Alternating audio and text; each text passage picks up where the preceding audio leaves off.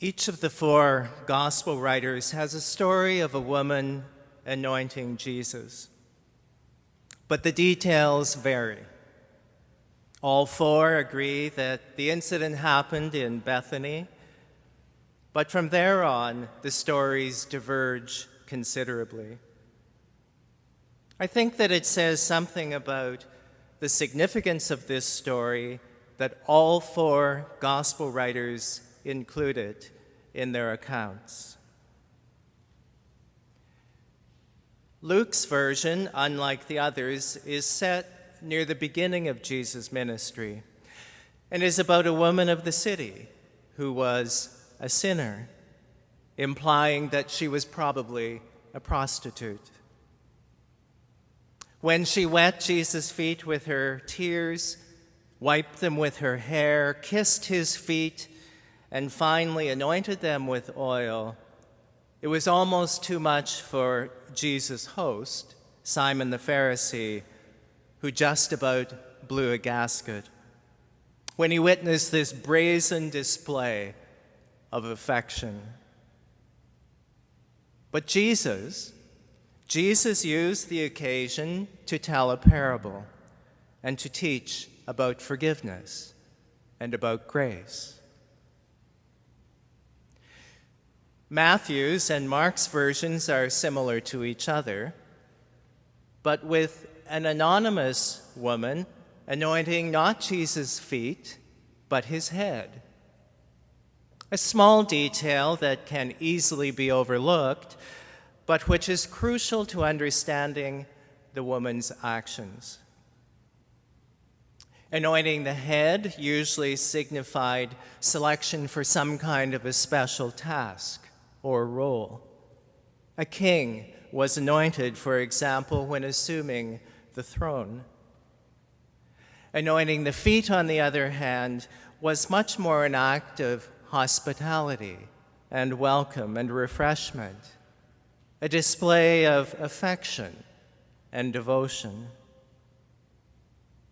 In the anointing, there is also an allusion to anointing a dead body for burial, a detail which is not lost given the proximity of this event to the events of Holy Week and Good Friday. But here in the Gospel of John, the woman is not anonymous. Neither is she described as a sinner. She has a name. Her name is Mary, and she is the sister of Martha and Lazarus, all three of them friends and followers of Jesus. Now, most of the time we do kind of like we do with the Christmas story. We lump all of the stories together into one. And when we do that, we usually come up with an image of a sinful, sensual, brazen woman blubbering away at Jesus' feet, anointing his feet with oil, kissing his feet, and then wiping her tears and the excess ointment with her long, tangled hair. A disheveled, quivering, pathetic mess lying on the floor at Jesus' feet, needy and subordinate, a recipient of much-needed mercy and forgiveness. Although no scriptural evidence exists to support the theory, many have concluded that the woman was actually Mary Magdalene, stereotyped throughout Christian history as an archetype of woman's sexual sinfulness. But John paints a very different picture. John paints the picture of a confident, poised, self-assured woman who was not only known to Jesus, but loved by him as well, Mary. We have to remember that this was a very difficult time for Jesus in his ministry and for those around him. It was close to the end, 6 days before the Passover, and Jesus' disciples still didn't seem to understand or accept or believe what was going on. But Mary did understand. And wrenched to the heart by the suffering that she knew lay just ahead for her good friend, Jesus, Mary performed a tender act of loving kindness and affection. Mary had come not to receive anything from Jesus, as the popular interpretation of this story always seems to suggest, but rather to give something to Jesus. And what a welcome and healing balm this must have been for Jesus, to be so lovingly anointed. His loneliest hour was approaching. His closest friends were turning away from him in fear and confusion. His death was in view. And in the midst of all of this, Mary let him know that she understood. And Jesus, in turn, knew that he was loved. And he was not alone. In this beautiful act of anointing, Mary transforms what could have been a servile, practical task, washing the feet of a guest, which was the common and accepted thing to do, into an act which signifies her own growth and transformation. Her courageous violation of ingrained traditional custom tells us that she has absorbed Jesus' message very well. She has no doubt witnessed Jesus' healing of women as well as men. She has seen Jesus touch the untouchable. She has seen Jesus heal on the Sabbath. She has seen Jesus speaking in public to women. And Mary, like her mentor, Jesus, doesn't really seem to be too concerned with what people will think of her or say about her. She is not constrained by the demands of a false protocol or of an oppressive society's expectations of how she should act as a woman. Mary has found her own unique way of showing her affection and devotion. Mary is undoubtedly a generous spirit. Mary has a generous spirit. Now, I know that to say that generosity is a good thing is like saying that motherhood and apple pie are good things.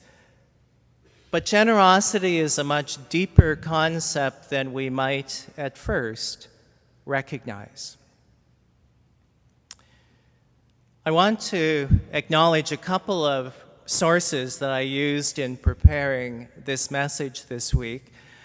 One was a book review of a book called The Paradox of Generosity: Giving We Receive, Grasping We Lose. And the second was an article in a back issue of the United Church Observer, now Broadview magazine, and that article was written by a past moderator, David Giuliano. In the article in the Observer, David Giuliano tells the story of a man in his community. He called him Gregor. Now, Gregor was very successful professionally and very well off, but he was also very unhappy. He said, "I'm grateful for what I have. I count my blessings. I have everything I could possibly need or want, but I'm sad all the time." "I wonder why you're sad," Giuliano asked him. "Well," he answered, "I'm a selfish man. I'm greedy. And I never think of anyone but myself." "And it's true," Giuliano said. "I've known Gregor for a decade, and I can't think of a single thing that he's done for someone else. He often calls on me in a time of crisis, but he does not support the church, and he doesn't volunteer in any service organizations. He's never donated money to a charity. Gregor may be grateful, but he is not generous." Giuliano further reflects, "Gregor is a profoundly wounded man, someone who has never experienced the link between gratitude and generosity.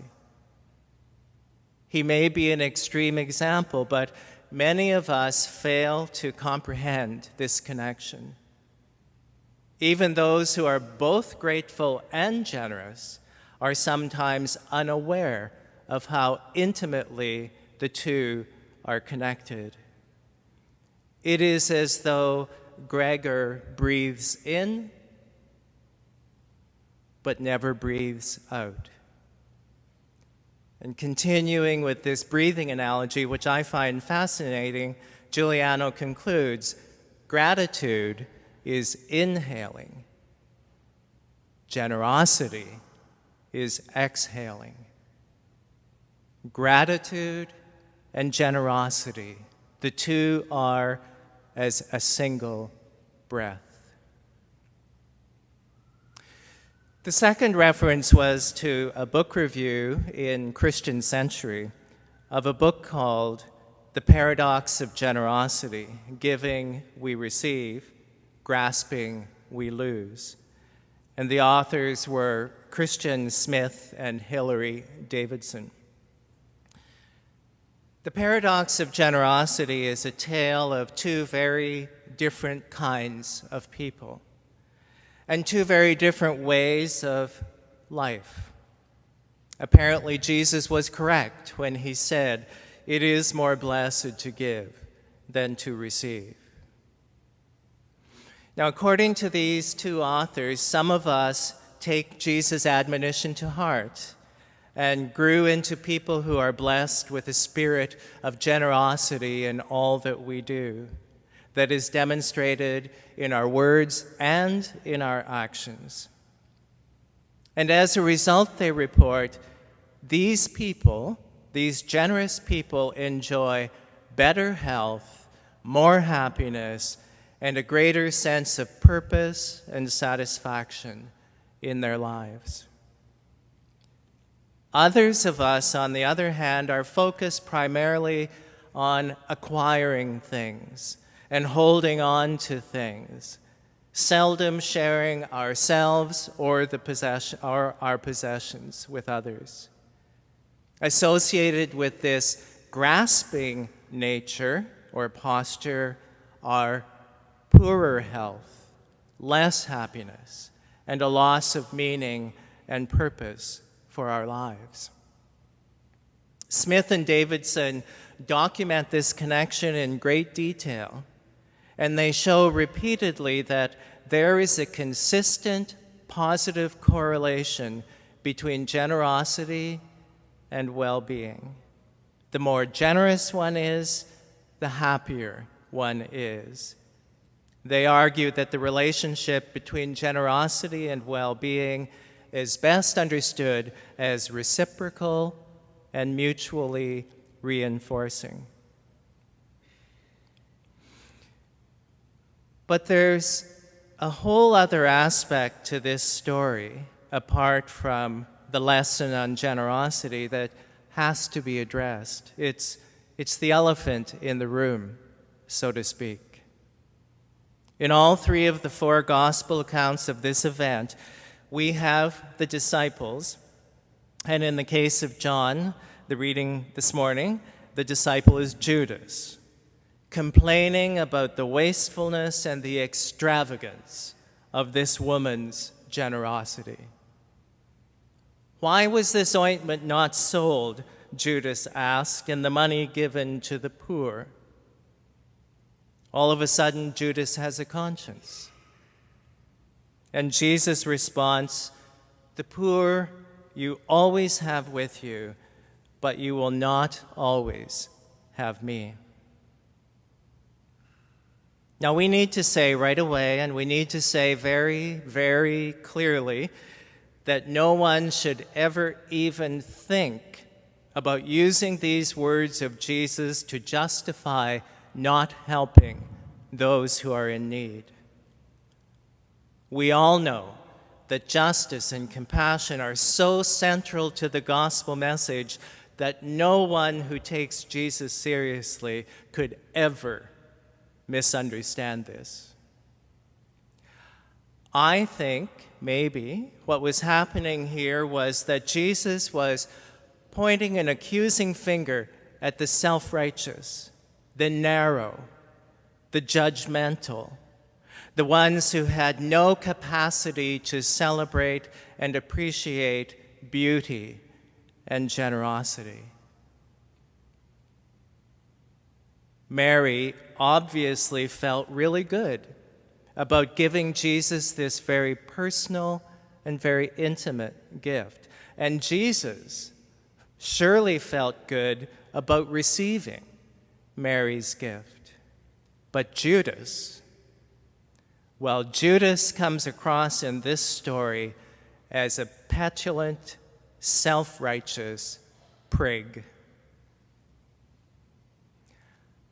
I believe that Jesus said then, and I think he would say if he were standing here today, that being in solidarity with the poor, the oppressed, the marginalized is a constant requirement,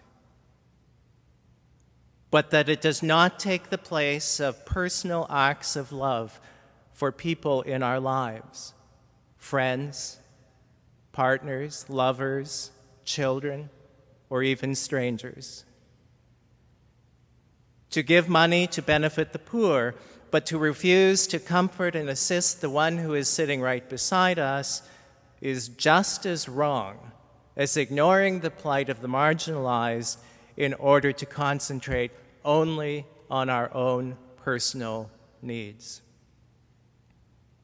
In response to Judas's attempt to establish this either-or love, either you love Jesus or you love the poor, Jesus affirms the kind of both-and love that Mary understands so well and has so clearly shown in her actions.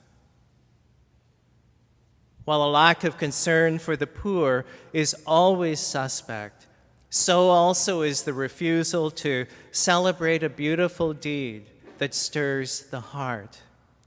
Art and music and poetry and beautiful architecture and stained glass, these are not luxuries. They too are necessary for a full human life.